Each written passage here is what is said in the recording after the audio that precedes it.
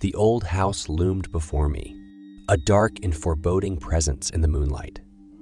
Its crumbling facade whispered secrets of a past long forgotten, and the wind howled through the gnarled trees that surrounded it, creating an eerie symphony of despair. I shivered as I approached the decaying front door, hesitating for a moment before pushing it open. What had possessed me to enter this forsaken place? I couldn't fathom, but I had a feeling that I would soon come to regret my decision. As I stepped over the threshold, the door creaked ominously behind me, sealing my fate. The interior of the house was a labyrinth of dusty, dimly lit corridors and cobweb-covered rooms. The air was thick with the musty scent of age, and I could feel the weight of centuries pressing down on my shoulders. I wandered through the endless maze of hallways, my footsteps echoing eerily in the silence. It was as if the house itself was watching me, waiting for me to make a move. My heart pounded in my chest, and I tried to reassure myself that I was just being paranoid, that there was nothing to fear. But then I heard it. A faint, haunting melody that seemed to drift through the walls. It was a child's voice, sweet and innocent, singing a melancholic tune that sent chills down my spine. I followed the sound, unable to resist its pull, until I found myself standing before a closed door. The singing emanated from behind that door, and as I reached for the handle, a sudden feeling of dread washed over me. I hesitated, my hand trembling, but the song continued, drawing me in like a siren's call. With a deep breath, I pushed the door open. The room beyond was unlike any other I had seen in the house.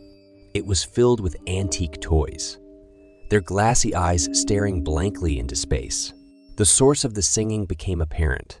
A porcelain doll perched on a small rocking chair in the corner of the room, its lifeless eyes fixated on me as it continued to sing, its voice haunting and beautiful.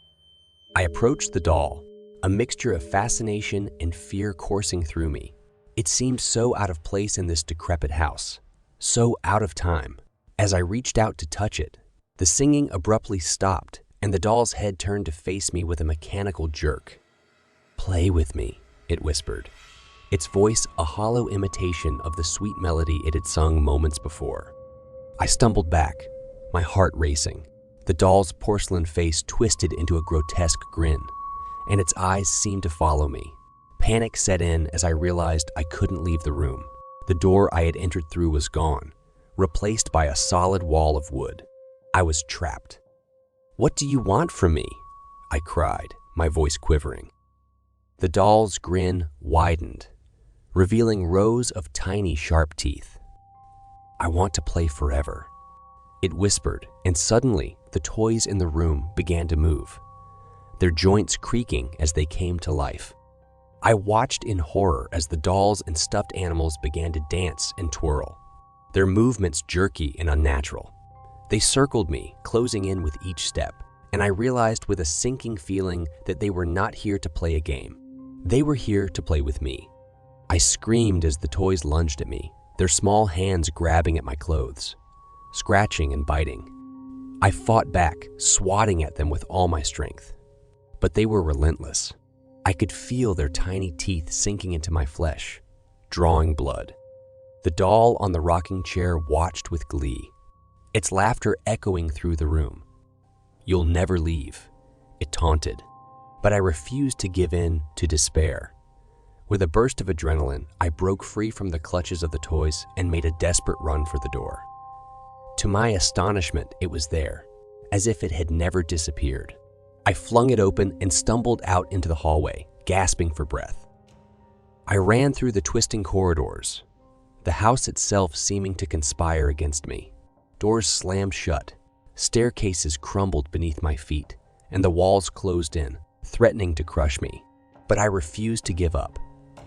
I had to escape this nightmare. Finally, after what felt like an eternity, I burst through the front door and into the cool night air. I collapsed on the front steps, my body bruised and battered, but I was free. The house stood silent and still behind me, as if it had never been alive.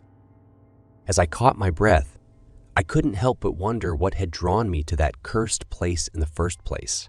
Had it been the doll song, or some other force beyond my understanding? I may never know the answer, but one thing was certain. I would never forget the horror I had encountered in that strange, malevolent house, and the haunting melody that would forever echo in my nightmares.